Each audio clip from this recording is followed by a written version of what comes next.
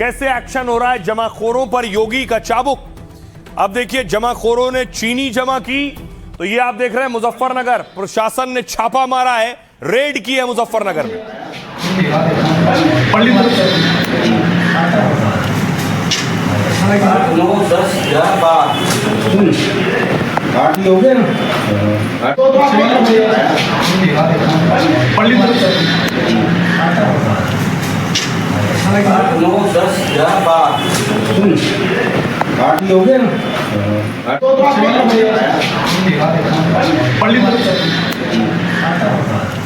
न सिर्फ मुजफ्फरनगर, अगली तस्वीर देखिए, बागपत में भी रेड हुई है। प्रशासन चौकस हो गया है, जमाखोरों पर एक्शन हो रहा है।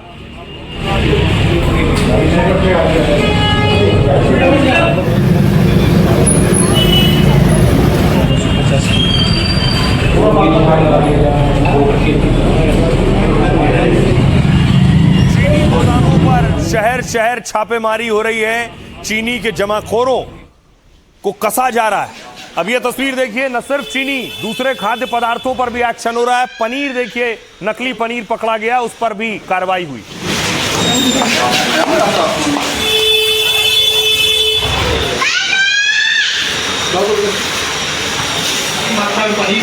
और आप ये देख रही किस तरीके से, ये देखिए कूड़ेदान लाया गया, उसमें उठा उठा के पनीर भरा जा रहा है, फेंका जा रहा है। एक तरफ देश में चीनी के दाम आसमान छू रहे हैं, तो दूसरी ओर योगी ने छापेमारी शुरू कर दी है। बागपत से लेकर मुजफ्फरनगर तक ताबड़तोड़ एक्शन हो रहा है। योगी के अफसरों ने पड़ताल शुरू की तो कालाबाजारी करने वालों में हड़कंप मच गया। जनता के हक पर डाका डालने वालों को योगी की टीम ढूंढ रही है। मकसद साफ है, यूपी में चीनी के जमाखोरों को बख्शा नहीं जाएगा। अब देखिए जरा यूपी में कैसे कार्रवाई हो रही है, किस किस पर कार्रवाई हो रही है और कैसे पुलिस एक्शन ले रही है। सबसे पहले चीनी महंगी होने के बाद योगी ने आज एक बड़ी बैठक ली। इस दौरान सीएम योगी ने अफसरों को सख्त निर्देश दिए। कहा चीनी की कालाबाजारी करने वालों पर कड़ी कार्रवाई हो। 30 से ज्यादा दिनों तक कोई चीनी का स्टॉक नहीं कर सकता है।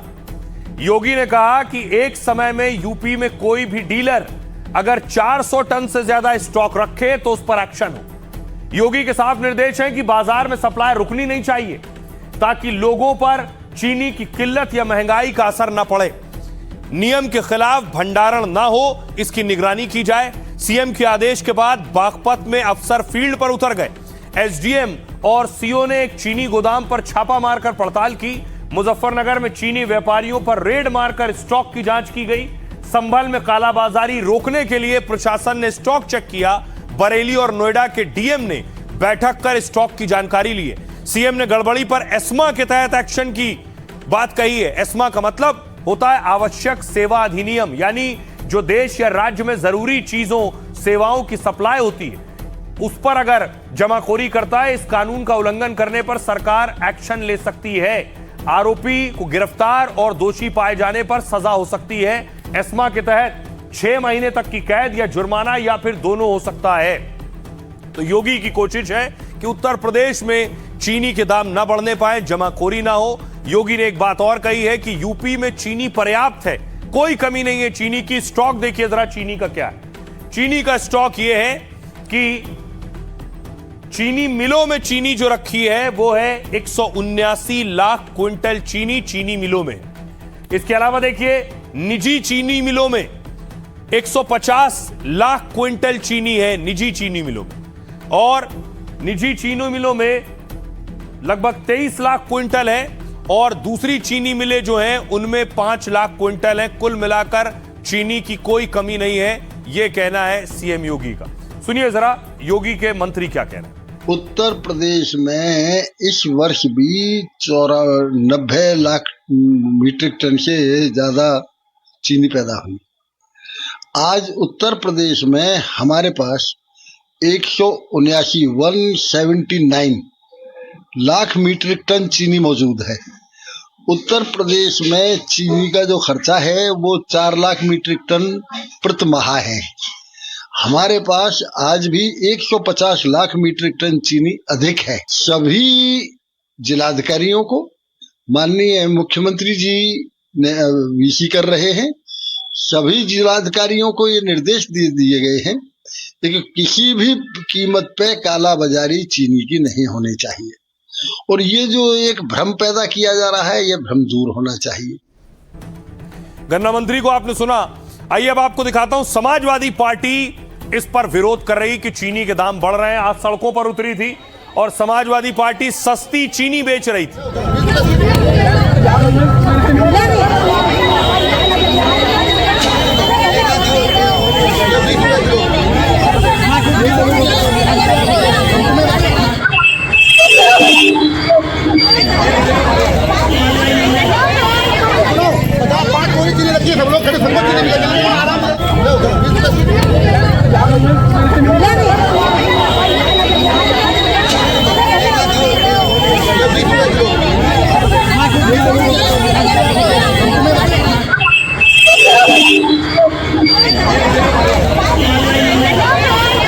आइए अब आपको बताऊं, इस पर सियासत हो रही। सियासतदान चीनी के बढ़ते दामों पर सवाल खड़े कर रहे हैं। अखिलेश यादव देखिए क्या कह रहे हैं। अखिलेश ने कहा यह मुनाफे के लिए पेट्रोल में एथेनॉल मिलवा रहे हैं, मुनाफा कमाने के लिए ही चीनी महंगी कर रहे हैं। चीनी के दाम तब बढ़ाए जा रहे हैं जब त्योहार आ रहे हैं। आपको मिठाई खरीदनी है लेकिन वो महंगी है। गुलाब जामुन, रसगुल्ला और बर्फी महंगी हो गई है।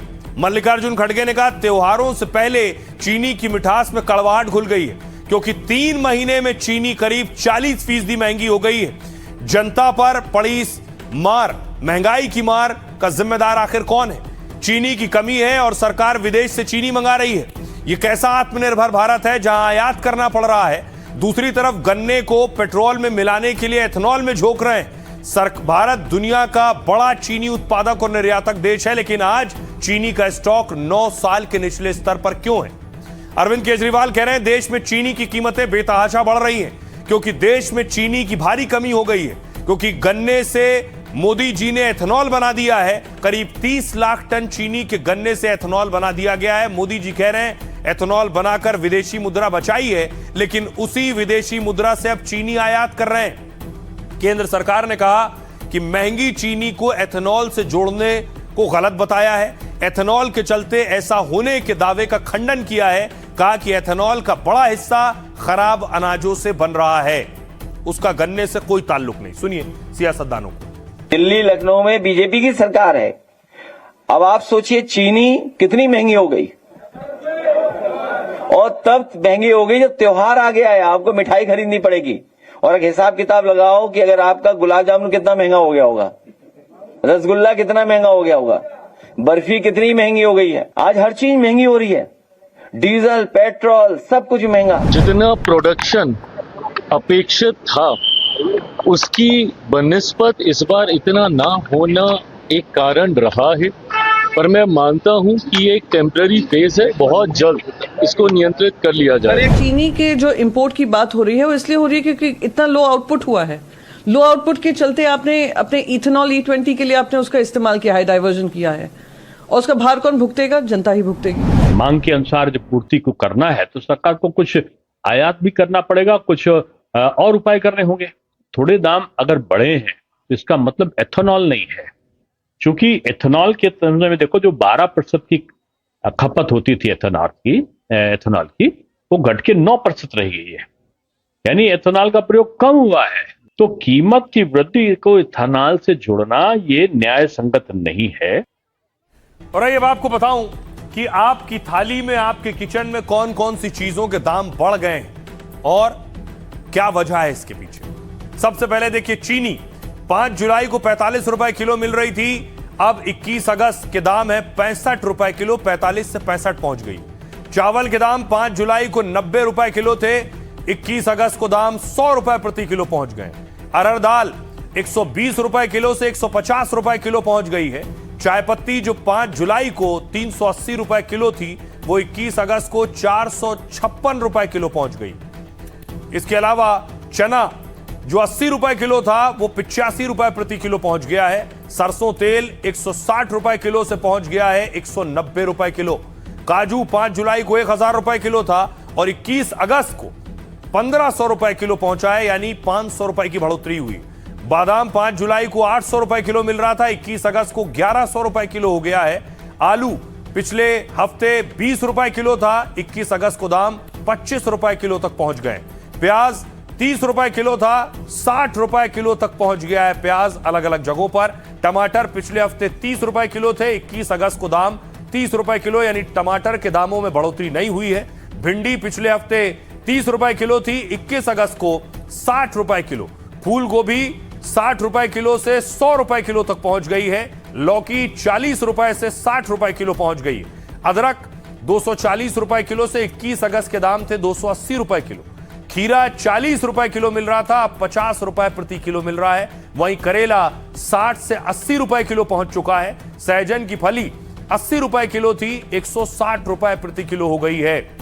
ये दाम बढ़ रहे हैं। गौतम बुद्ध नगर के दाम मैं आपको बता रहा था, आप सुनिए जरा आम लोग क्या कह रहे हैं इस पर। थोड़ी सी महंगाई को कम करें और महंगाई के ऊपर काबू करें, क्योंकि शक्कर के दाम आसमान छू रहा है, नारियल के दाम आसमान छू रहा है। सरकार की पॉलिसी है ये, तो अभी उनके संज्ञान में आ गया है। और चीनी पे सुनने में आ रहा है कि अभी आया तो गवर्नमेंट कर रही है, टैक्स में छूट दे रही है, तो अभी बढ़ने की संभावना मुझे कम लगती है, मुझे तो डाउन होना लगता है। इस बात का ज्ञान था कि इस बार चीनी स्टॉक में कम है और उन्होंने कोई इस पर ध्यान नहीं दिया, जो आज ये तेजी देखने को मिल रही है। जो इससे बन रहा है आपका पेट्रोल में जा रहा है, उससे एथेनॉल बन रहा है, उसमें जा रहा है। दूसरा सरकार ने कोटा कम छोड़ा है।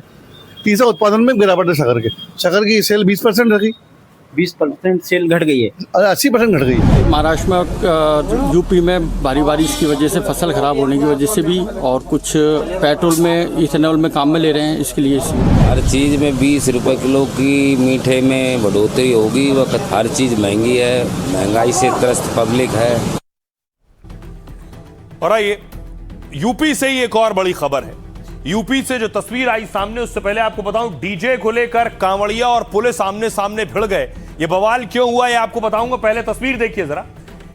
पिछले दिनों तस्वीर आई, सीएम योगी आदित्यनाथ ने खूब कांवड़ियों के लिए इंतजाम किए, उन पर पुष्प वर्षा भी की, हेलीकॉप्टर से भी, और खुद सीएम योगी ने फूलों की बारिश की।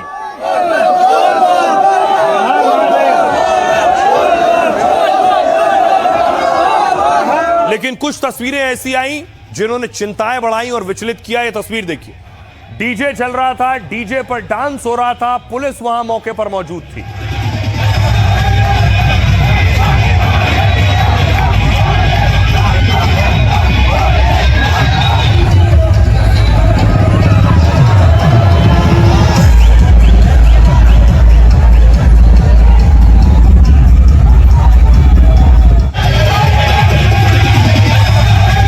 उसके बाद देखिए क्या हुआ, कांवड़िए और डीजे पर पुलिस वाले पहुंच गए तो आमने सामने थे।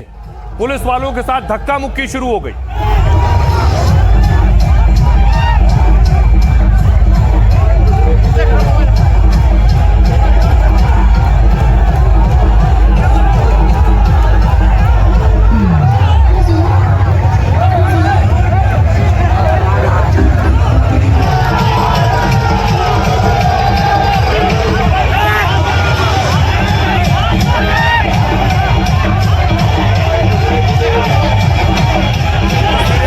पुलिस से धक्का मुक्की हो रही है, और यह धक्का मुक्की कहां तक पहुंच गई, यहां तक पहुंच गई कि इंस्पेक्टर साहब को बोलना पड़ गया कि मैं इस्तीफा दे दूंगा, रिजाइन कर दूंगा। इंस्पेक्टर मौके पर मौजूद है, हाथ में माइक लिए हुए।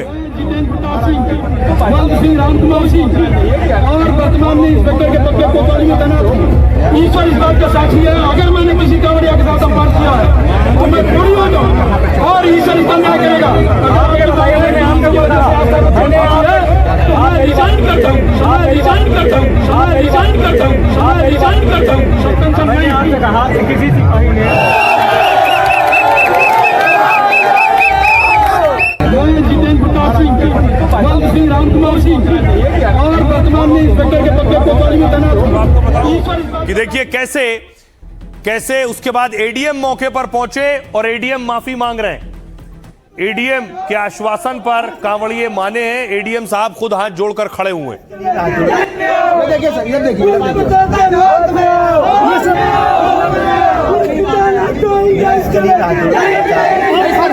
के तौर पे नहीं सर, आप आए अच्छी बात है। हम आगे में ये कह के आप गेट पे आया हुआ मेहमान लौटाना नहीं जाता है। हेलो, आप लोग हमारे अतिथि हो, ये देवभर की परंपरा है हमारी। ये मुद्दा कर रहा है थोड़ा सा उसके लिए मैं क्षमा चाहता हूं। उसको भाई साहब आप क्षमा मांगने वाले हैं नहीं। और इसके बाद देखिए ये यहीं खत्म नहीं हुआ। उसके बाद नाराज कांवड़ियों ने प्रदर्शन शुरू किया मंच से। मंच पर मौजूद थे और मंच से नारेबाजी हो रही थी। ये वो तस्वीरें।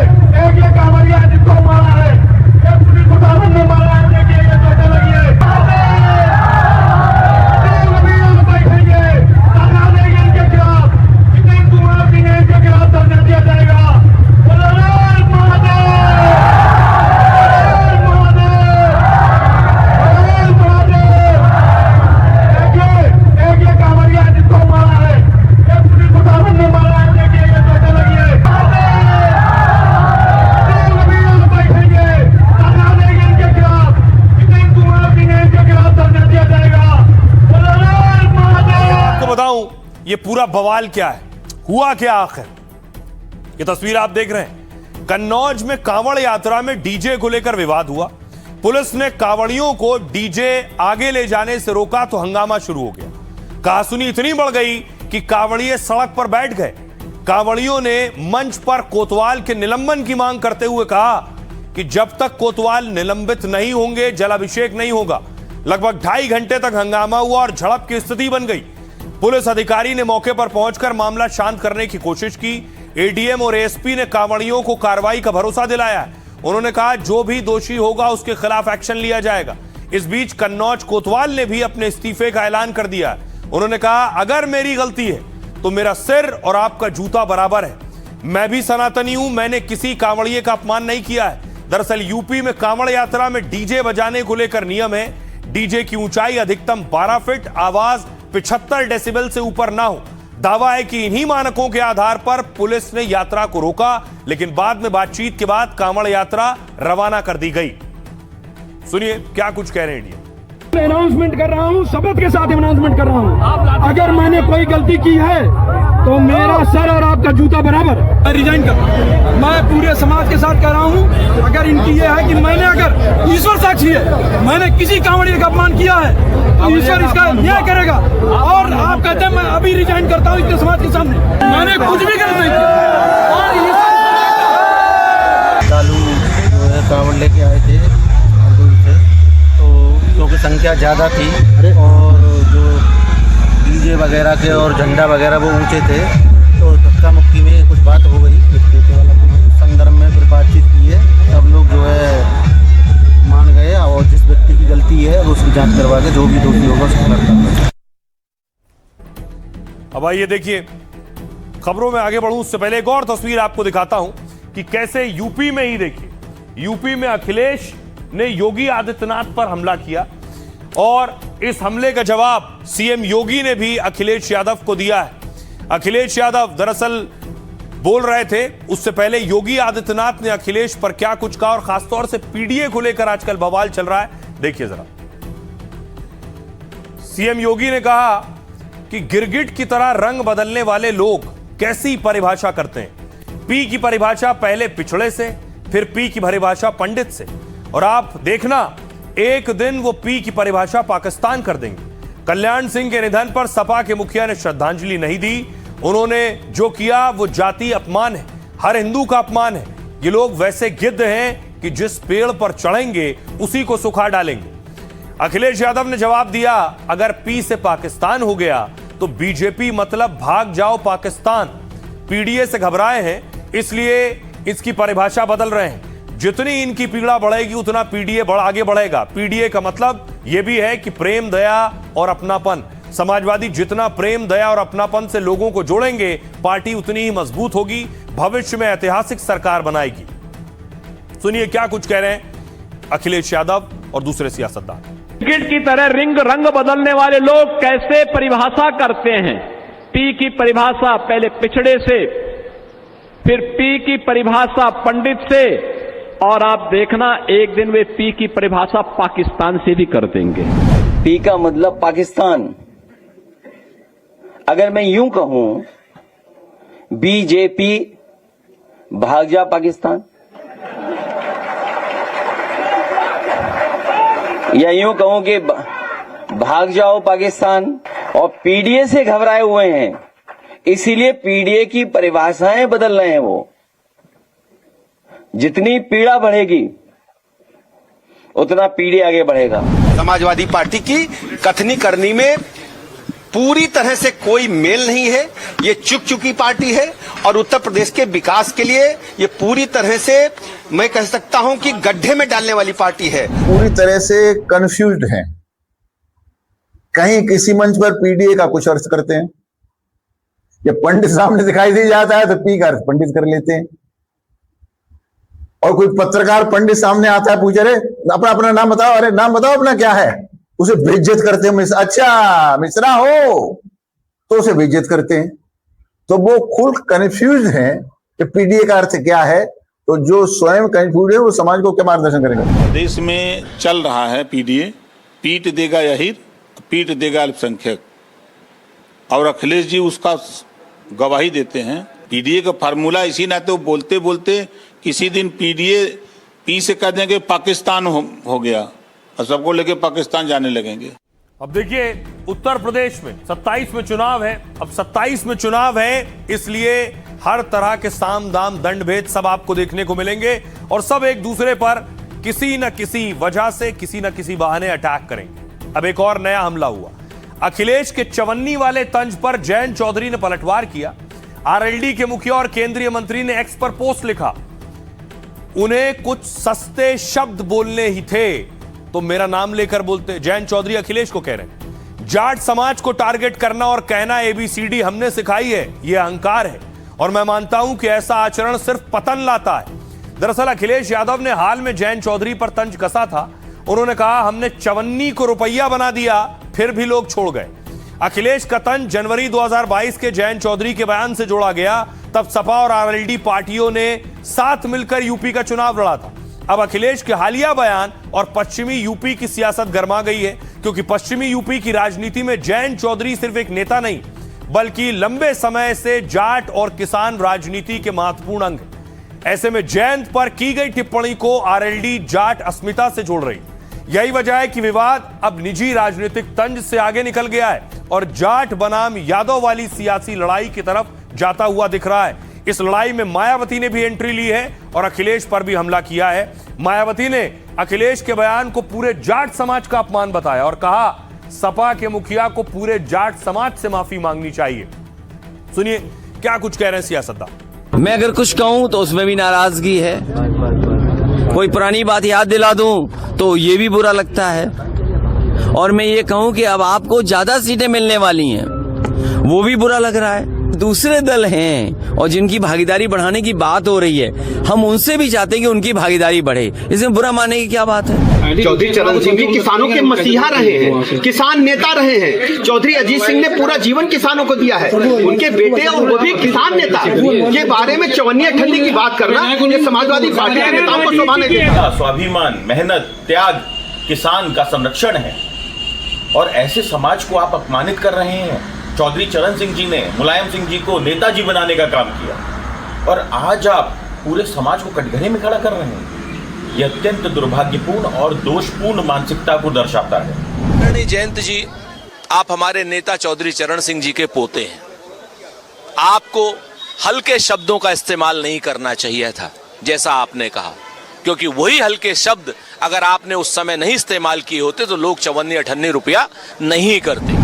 अखिलेश जी के बयान का जो तात्पर्य निकलता है, उन्होंने जयंत जी पर जो टिप्पणी की कि चवन्नी उनको बताया और उनको रुपया ये बनाया, शायद अखिलेश जी को ये नहीं पता कि चौधरी चरण सिंह जी ने ही माननीय मुलायम सिंह जी को नेता बनाया।